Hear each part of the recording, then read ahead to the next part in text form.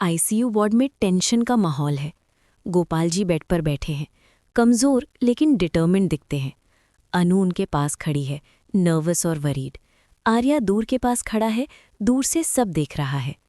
अनु अपने पापा के पास जाती है और उनका हाथ पकड़कर कहती है, पापा प्लीज़ आप टेंशन मत लीजिए, मैं आपको प्रॉमिस करती हूँ सब ठीक हो जाएगा।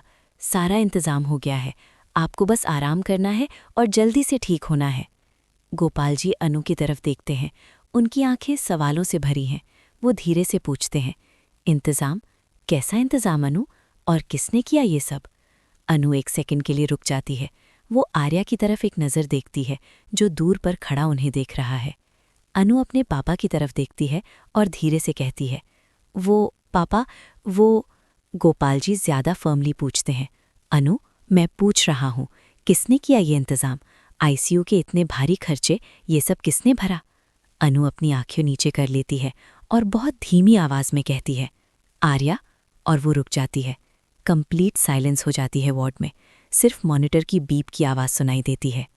गोपाल जी की आंखें बंद हो जाती हैं, जैसे उन्हें एक झटका लगा हो। वो लंबी सांस लेते हैं और फिर धीरे से ब्रोकन आवाज़ में कहते हैं, आर्या सर में।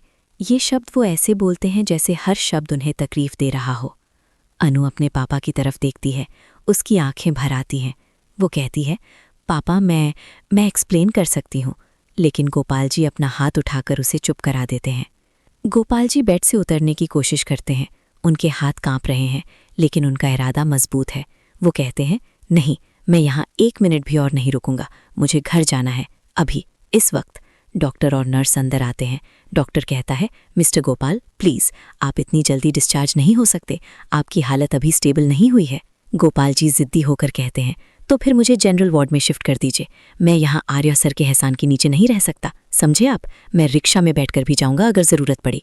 अनु रोते हुए कहती है, पापा प्लीज़ आप ऐसे क्यों कर रहे हैं? उन्होंने सिर्फ हेल्प की है। गोपाल जी गुस्से में अनु की तरफ देखते हैं और कहते हैं, हेल्प? ये हेल्प नहीं है अनु, ये एहसान है, और मैं किसी का एहसान लेकर नहीं जी सकता, समझी तुम? अनु कंप्लीटली हेल्पलेस महसूस करती है। वो अपने पापा के पास जाती है और उनके हाथ पकड़कर कहती है, पापा एक बार बस एक बार कह दीजिए, आप क्या चाहते हैं? मैं वही करूंगी जो आप कहेंगे, प्लीज़ बस मुझे बताइए।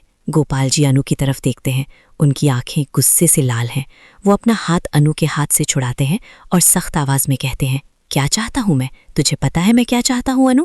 मैं चाहता हूँ कि आज के बाद से तू आर्या सर से नहीं मिलेगी, बिल्कुल नहीं, समझी? ये मेरा फाइनल डिसीजन है। ये सुनकर अनु के पैरों तले से ज़मीन निकल जाती है, उसकी आंखें पूरी तरह से भर आती हैं। वो पीछे की तरफ लड़खड़ाती है, जैसे उसे कोई धक्का लगा हो। अनु पीछे हट रही है, शॉक में। अचानक उसका हाथ साइड टेबल से टकराता है, जहाँ एक कांच का ग्लास रखा है पानी का। ग्लास नीचे गिरकर चूर चूर हो जाता है, कांच के टुकड़े हर तरफ फैल जाते हैं। अनु वहीं ज़मीन पर बैठ जाती है, ग्लास के टुकड़ों के बीच। वो अपना चेहरा हाथों में छुपाकर ज़ोर ज़ोर से रोने लगती है। नर्स जल्दी से आती है और अनु को उठाने की कोशिश करती है। मैडम प्लीज़ उठिए, कांच से आपको चोट लग सकती है। लेकिन अनु ऐसे बैठी रहती है जैसे उसे कुछ सुनाई ही नहीं दे रहा। आर्या दूर से ये सब देख रहा है, उसका दिल टूट रहा है अनु को इस हालत में देखकर। वो एक कदम आगे बढ़ाता है, लेकिन फिर रुक जाता है, जानता है